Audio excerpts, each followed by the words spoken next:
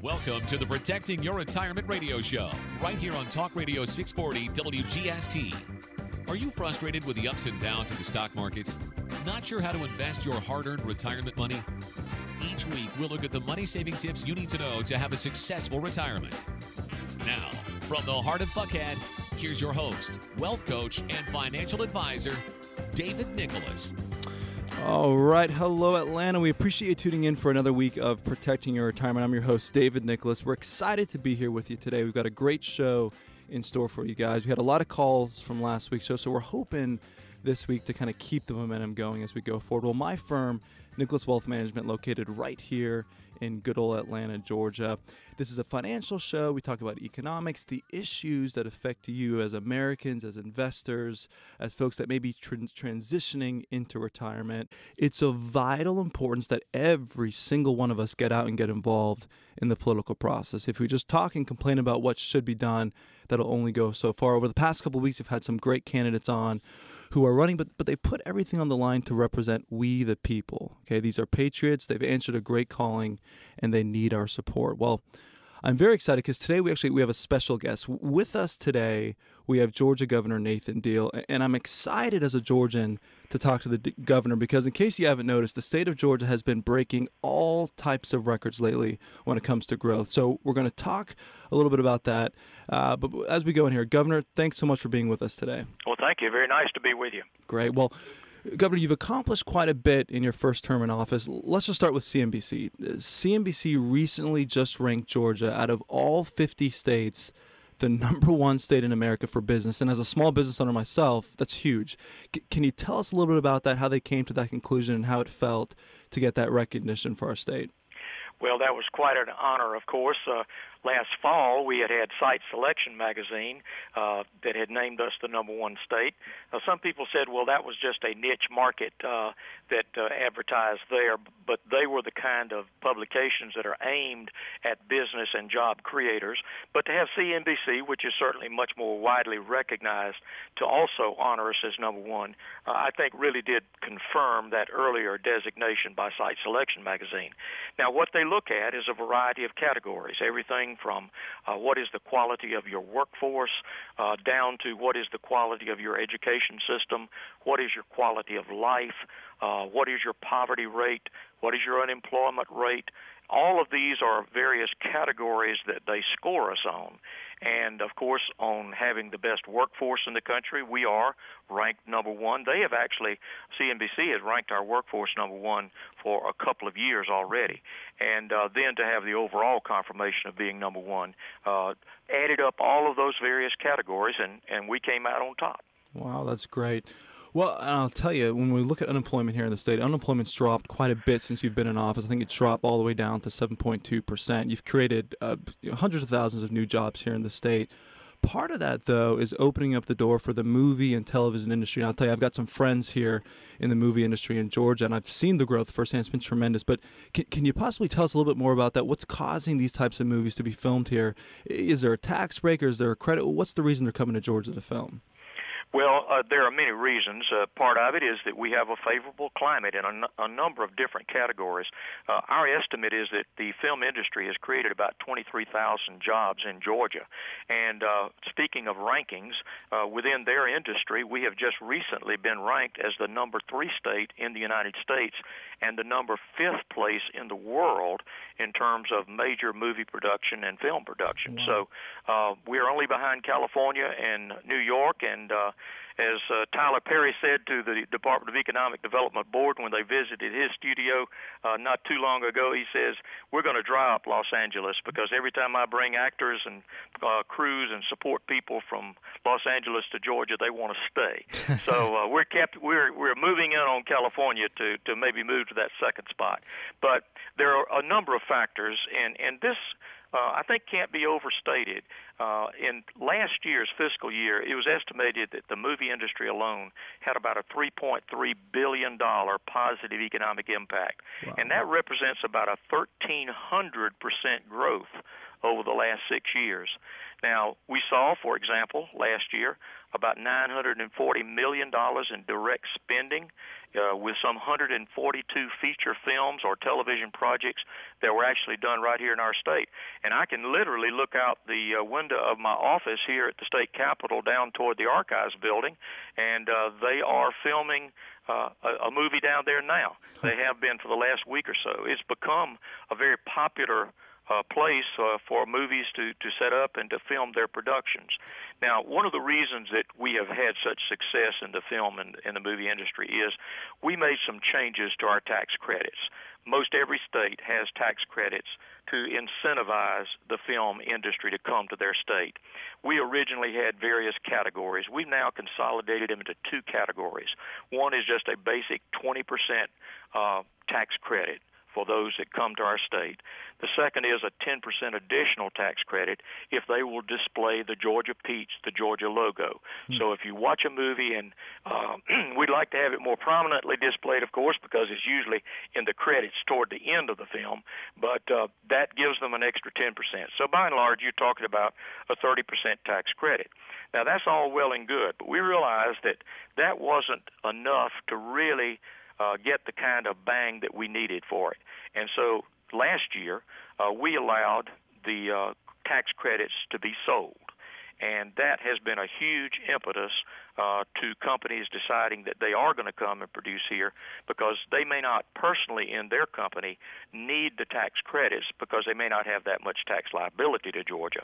But if they can sell those tax credits, then it gives them the cash infusion that they need to be able to make even better productions. So that's part of it. But we have had great response all across the state of Georgia. We have hundreds, well, I say hundreds, we don't have that many counties, but we have many, many communities that have, over a period of years, met the designation as being camera-ready communities. That means they've already asked the questions, what does it take, what are you looking for? They can categorize, and we have this through our Department of Economic Development Film Agency. We have it categorized so that people can go and they can find out if we need a scene that looks like the 1920s, you know, where can you go in Georgia to film that? So that has been a huge incentive, I think, and a great help to bring the industry here. Wow, that's great. I'll tell you, California, they don't have sweet tea nor that Georgia charm, right? So I can see why movies would want to be filmed here. That's right. We try to be nice to them when they come. Exactly. a noble concept, right? Well, I'll tell you, it's a great time to be a Georgian. Folks, we are talking to Georgia Governor Nathan Deal. Governor, I'm a little jealous. You just got back from a trip to Israel where you got to spend some time with Prime Minister Netanyahu. Yes. Can you just share with us a little bit about your trip and tell us what you did while you were there? Well, it was an economic development trip. We had representatives from the Department of Economic Development, and we were focusing on the economic relationship between Israel and the state of Georgia. And we actually rank at the top of all states in the Southeast in terms of trade by a state with Israel. In fact, we rank 8th in the entire country in terms of trade with Israel. So they're an important business partner for us, and we were interested in trying to stimulate that even further, and actually have had a couple of announcements of companies that are coming here. We went up to the town of Caesarea, which is a very famous biblical part of that region of the world, and they have a company that's called Caesar Stone. It is a production of countertop-type material made out of quartz. They're actually going to be locating a plant down in Bryan County, Georgia, and they're going to be making the countertops down there, and they're very high-quality countertops, and just one example of the kind of businesses that are going to continue to come our way.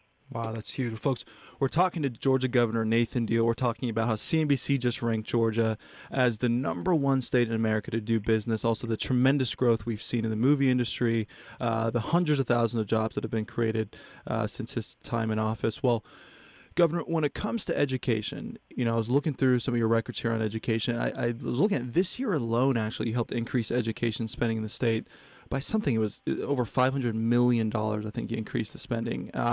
You've got an election coming up in November for your second term as governor. Your opponent, Jason Carter, I've noticed this. It seems that he refuses to talk about his record on education. He doesn't like talking about it much. Do you have any idea why? Well, we have been a state that has been coming out of a recession. The first 3 years of my term as governor, our education budgets, we never reduced K through 12 funding. We did not get to increase it as much as we wanted to, but our revenues had not increased. But every year we continued to increase funding. This past legislative session, we had more revenue than we had had since I became governor, and we put a vast majority of that toward K through 12 funding. In fact, we put, in terms of this year's budget, $517 million additional dollars into K through 12 funding. And Senator Carter, who had voted for the 3 previous budgets, this year chose to vote against it. I don't know what the politics of that might be. I would think that if you really believe in supporting education, you would approve of putting that much new money into K through 12 funding, but it didn't. I'll let him answer that question. Sure. Well, I can tell you, as I'm sure many of us agree, funding for our teachers in our schools here, I think, should be a top priority to any administration that comes in. Well, sir, this is a financial show. You know, we talk about the financial issues that affect retirees, that affect Georgians here. You know, when it comes to Social Security, and I know this is more of a federal issue, but I was reading the statistics the other day that by 2033, the Social Security Trust Fund will only be able to pay about 77 cents for each dollar of promised benefits. So my question to you is, you know, how important is it for Americans, specifically Georgians, to have a sound retirement plan in place to make sure their needs are met in retirement? Well, it is absolutely essential. It is in keeping with the original concept when Social Security was put in place, as you very well know. It was not intended to be the sole stool that people relied upon in their retirement years. It was supposed to be only one leg of a 3-legged stool, the other 2 legs being a pension that they would earn through their private employment, and the second being savings that they had put aside in their own retirement accounts, and then Social Security was the 3rd leg of the stool. Unfortunately, what we find is that more and more people are sitting on a 1-legged stool, and that being Social Security. While it has longer viability than many other entitlement programs in the United States, since it has a dedicated trust fund that comes out of working people's withholdings and goes into that Social Security trust fund. Over the long haul, because the baby boomer generation that is now hitting full bore into Social Security eligibility is going to be draining that system rapidly, I think it's all the more important that people have those 2nd and 3rd legs of the stool, their own private retirement plans, and hopefully if they work for an employer that has provided them with retirement benefits as well. Well, folks, we are talking to Governor Nathan Deal of Georgia here. We've been talking about the success, and it's hard not to drive around the state and just look at, and you can see the cranes going up, you can see the buildings going up. I'll tell you, it's exciting. I enjoy driving around and seeing that there's so much growth here happening in Georgia. And just, Governor, as we wrap up here, we got about a minute left. What's your vision here for the state over the next couple of years? And we're looking forward to have you again for another 4 years. But what would you say would be your vision here for the next 4 years for Georgians? I want us to continue down the path of prosperity that we've already started on. Our state is coming out of this recession probably faster and better than most states. We are winding up our fiscal year as of the end of June, and we are anticipating that we will have shown about a 4.5% growth in revenue over the prior fiscal year, which is rather significant growth compared with what's happening at the federal level and what's happening in many other states. But in order to do that, we have to have very key ingredients. They're sort of the same kind of ingredients that we're measured by CNBC and by Site Selection Magazine. And one of those is improving the quality of jobs and employment in our state. That's why I've made job creation my number 1 priority. And I have a little bit of a saying, and I think it's very appropriate. If a person has a good job, they can provide for themselves, they can provide for their family, they can be charitable in their community, and they'll have less reason to ask government to do things for them because they're able to do it for themselves. So my vision is to continue good job growth for Georgia citizens. It'll improve the standing of families. It'll strengthen families. It will strengthen communities, and it will definitely strengthen our state. I love the vision, empowering individuals to achieve success. Well, Governor, thank you so much for your time. We appreciate you being with us today, and we're looking forward to the next 4 years. Thank you very much. Good to be with you as well.